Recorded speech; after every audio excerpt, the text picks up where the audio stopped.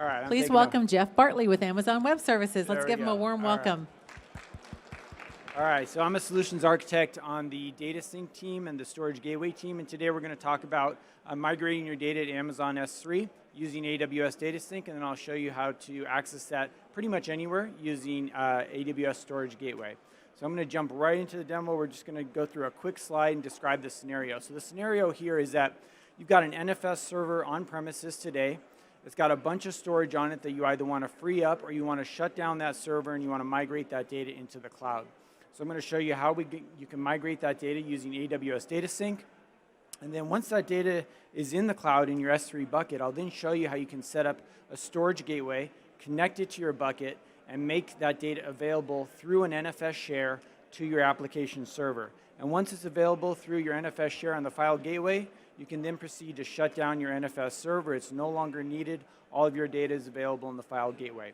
So this is a scenario we're going to walk through today, and I'm going to jump right into it. Okay, so I've got my AWS console up. I'm logged in. Before I do that, I'm going to go quickly to my, my NFS server, and I'm going to run the show mount command just to show that I've got an export on there and /media/data. That's the data that I'm exporting through my NFS server. And I've also got my application server connected to it as well. And if I do a mount and grep for NFS, you can see here that I'm connected. This is my NFS server, and I'm mounted at mnt/data. And if I look at that directory, see I've got a directory in there called images, and underneath there I've got 3 folders. And within each one of those folders there's about 1,000 files. So we've got 3,000 files total that we want to copy up into my S3 bucket, and then we want to make available via file gateway. So let me show you how to do that. So the first step that I need to do, so I've already, through CloudFormation, I've deployed some resources already. So I'm running in 2 regions today. The first region is Northern California. You can see that in the upper right-hand corner. That's simulating my on-premises region. In that region, I deployed an EC2 instance that's running my NFS server, and I also deployed a EC2 instance running my data sync agent. And then I've also deployed an EC2 instance running my file gateway. And then one more EC2 instance running my application server. And you can see down here below, we've got those 4 here and the IP addresses. I'm going to be referencing those as we go through the demo. I am also using the Ohio region, which is the US East 2 region. That's the region where I've deployed the S3 bucket. That's where I'm going to be copying my data to. And I've got the name of my bucket here as well as a role that I'm going to be using for data sync. So the first thing I want to do is I want to get that data copied. So I'm going to go into the data sync console in the Ohio region. Now the rule with data sync is that you want to set up your agent. The agent is going to mount the NFS server, read the data off, send it up into the cloud. You want to put that agent as close to your source data as possible. Our source data is our NFS server, so my agent is deployed in the Northern California region, which is my on-premises region. But I'm sending the data to Ohio, my bucket in the Ohio region. So I need to activate the agent in that Ohio region because that's going to instruct the agent where to actually send the data. So you can see I'm actually in the Ohio region up here, and I'm going to get started. So the first step I would do is deploy an agent. I've actually already done that as an EC2 agent in Northern California. So the next thing that I need to do is tell the agent how to actually connect to the service in Ohio. And with data sync, you have 3 options. Pull up the drop down here. So you can connect via a public endpoint. That means your traffic's going to be sent over the internet from the agent up into the cloud. All the data is encrypted in flight using TLS. The second option is a FIPS endpoint. So this is for maybe customers who work with the US government and need that level of compliance. The third option is via private link. And that gives you a fully private connection from your data sync agent up into the cloud utilizing Direct Connect or a VPN connection. To make it simple on our demo today, I'm going to use a public endpoint. And then what I need to do, I'm activating my agent, so I need to give it the IP address of my agent. And I'm going to go grab that from here.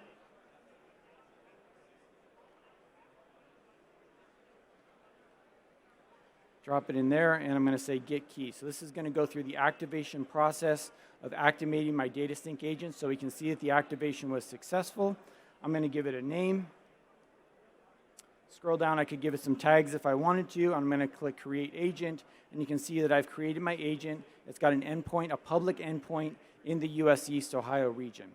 Now, so I've got my agent activated, and now I want to set up a task to actually copy the data from my NFS server up to my S3 bucket. So I'm going to go over here. I'm going to create a task. And there's 3 steps to creating a task. The first is to specify your source location, where you're copying the data from, then a destination location where you're copying the data to, and then you're going to set up some options for that task. So I'm copying from my source NFS server. So I'm going to grab my specify location type as NFS, and then I'm going to select the agent that I want to use to actually copy the data. So that's that agent that I just created, agent 1. And then I need to specify the IP address of the NFS server. This is how the agent is going to mount that NFS server to actually scan and copy the data from it. So I'm going to grab the IP address from here. Copy it there, and then the mount path. If you remember when I did the show mount -e command, it was /media/data. I'm going to click next. Now I'm going to create my destination location, and this is going to be my S3 bucket. And DataSync is going to go out there. It's going to find all the buckets. I pre-created one earlier called Data Migration Workshop. I've actually got it up over here. It's currently empty. There's nothing in it. And then I'm going to choose the storage class. So one of the things that DataSync does for you, it allows you to migrate data directly into any storage class that S3 provides. So if I was migrating cold data that I knew I wasn't really going to access that often, I could put it just directly into Glacier or Glacier Deep Archive. In this case, I'm going to access it using File Gateway. I want it to be immediately available, so I'm going to use S3 Standard. And then I select the folder in the bucket where I want the data to go. I'm just going to use the top level of the bucket and put it in there.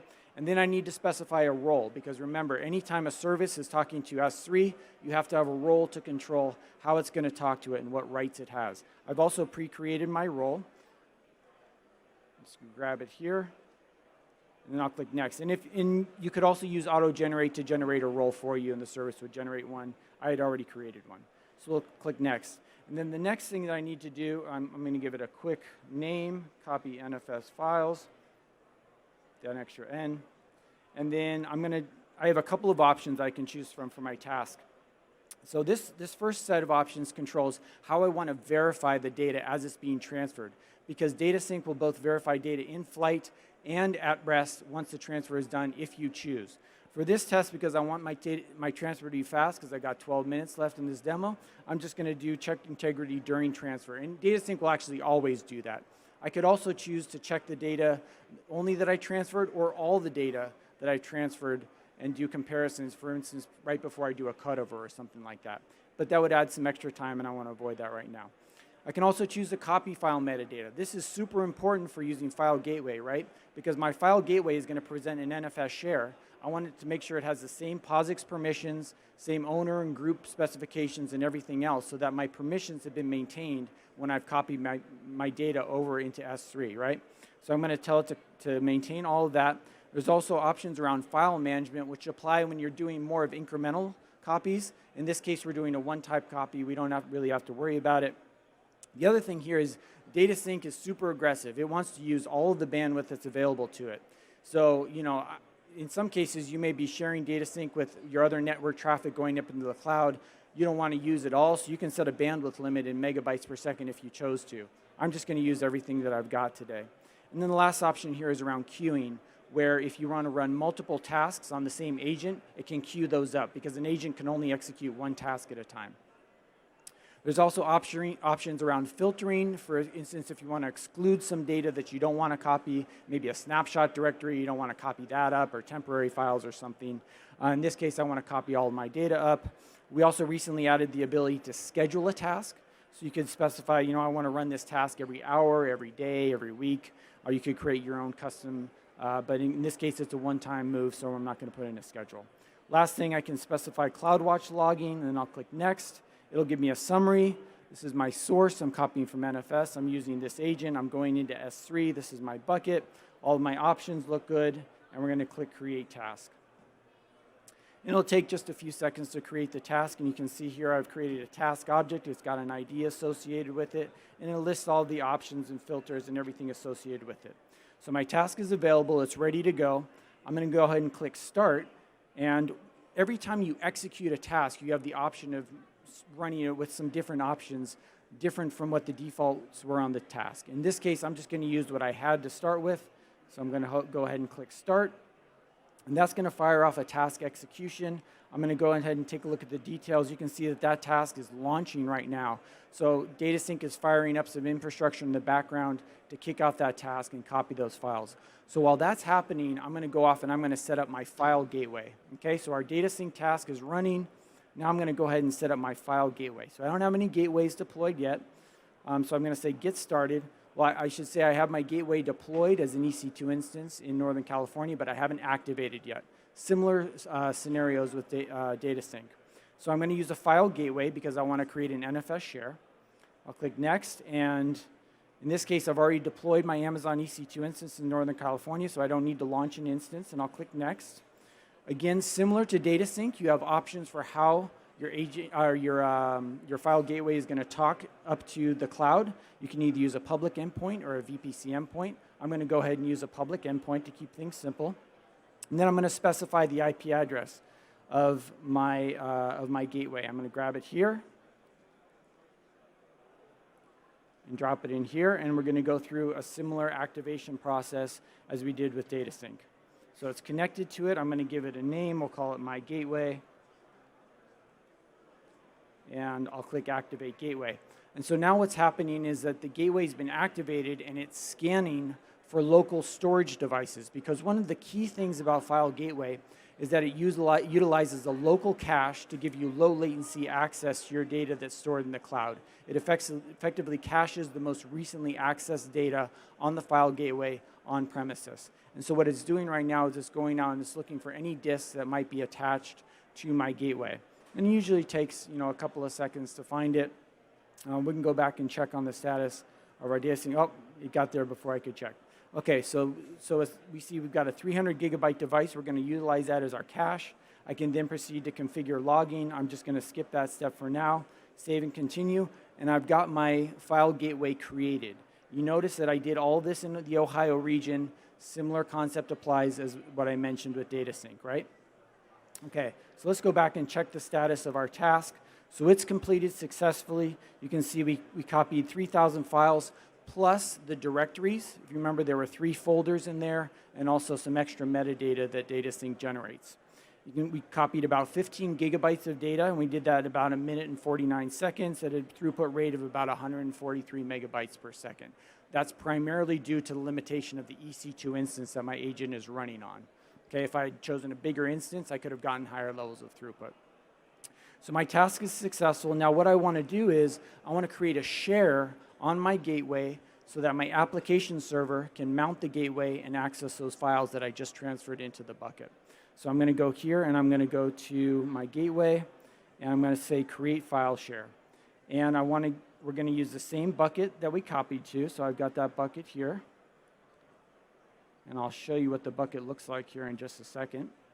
So remember, I have my bucket over here. If I do a refresh, I've got my images folder. I've got my 3 folders inside of there, and there's 1,000 files in each folder. So that's been successfully copied up into my S3 bucket. Go back to my storage gateway. I'm going to create an NFS share. I could choose either NFS or SMB. You'd use SMB if you were mounting on like Windows or something like that. I'm going to use my gateway. Click Next. And then I can decide how I want new objects written to the gateway to be stored in S3. We support 3 storage classes today: standard, standardized IA, or one zone IA. I'm just going to use S3 standard. It has some object metadata options, which I'll leave as they are. And then just like the DataSync agent, File Gateway is going to be talking to my bucket, so it needs an IAM role to control the access to that bucket. I'm just going to have the service generator role for me. Now, the last thing that I want to do is I want to lock this down so that only my application server can mount the file gateway. I don't want anybody else getting access to that data. So I go back to here and I grab the IP address of my application server. And I'm going to replace this here. And I'm going to hit close. And then I'm also going to disable root squash for now, but normally in production environments you'd want to leave root squash on. And then I'm going to go ahead and create the file share. And that's going to take a minute or 2 to create. And while it's creating, I can click on that and kind of see some of the data that I set here, kind of the options that I set. I could go in and look at the CloudWatch logs if I wanted to. This is the S3 bucket that I'm using, the name of my gateway, etc. It also gives me instructions on how to actually mount that file gateway share on my application. So if you notice something about the path here, we've got the IP address of my file gateway. That's the IP address of my, quote, NFS server that's running on my file gateway. And then you can see it's got a path to a share. And you notice that the name of the share is the name of the S3 bucket that I'm actually associating with this share. On file gateway, there's always a one-to-one mapping between a share and a bucket. And you can't have more than, a bucket can't be shared with more than one file share per gateway. You can have multiple gateways pointing to the same bucket, but you can't have the same share or multiple shares pointing to the same bucket on a single gateway. So I'm going to go ahead and grab this string here. I'm going to go back to my application server. So if you remember, in the mount folder, I had mounted /mount/data. That's mounting my NFS server. Now what I also want to do is I want to mount my file gateway server here as well. So I'm going to make a directory.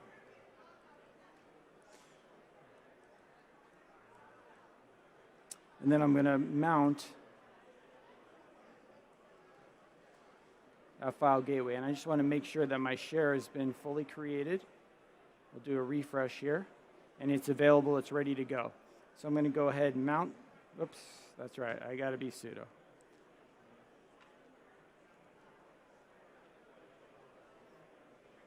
It must be a demo, right? All right, there we go. Now if I list my file gateway, I see the images. Now I'm listing from my file gateway, right? So I see the same images folder as I saw on my NFS server, and I can see my 3 folders. Now if I go to mount file gateway images, and if I just do, so I just created a file in there called file1.txt. If I go back to my S3 bucket and I do a refresh, where did I, in the images folder, so it might take a few seconds for it to get uploaded into there.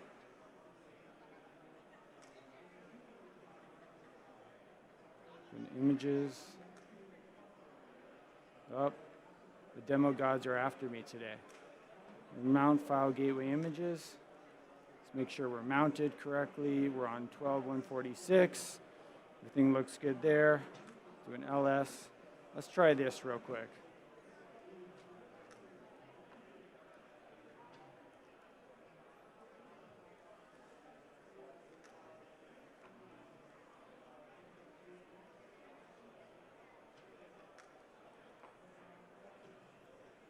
Try that. So we just created a 1 meg file in there, and it could be that because it was a small file. There we go. Now it's responding to me. Okay. So now we can see that both of those files that I created are in the S3 bucket. And this is one of the important things to understand about File Gateway. When you create a file on File Gateway, you get the exact same object in S3. It's not playing any games where it's kind of, chopping it up and having it in bits that's unusable in S3. When you put data into File Gateway, it is absolutely usable inside of S3, and this opens up all kinds of capabilities for you now. So the last thing I want to do now, so now my File Gateway is working. I can now shut down my NFS server, and I'm just going to do an unmount of MNT data, and I'm done. And I'm no longer using my NFS server. I'm able to shut it down because all of my data is in S3. It's accessible through File Gateway. And that's it. Thank you.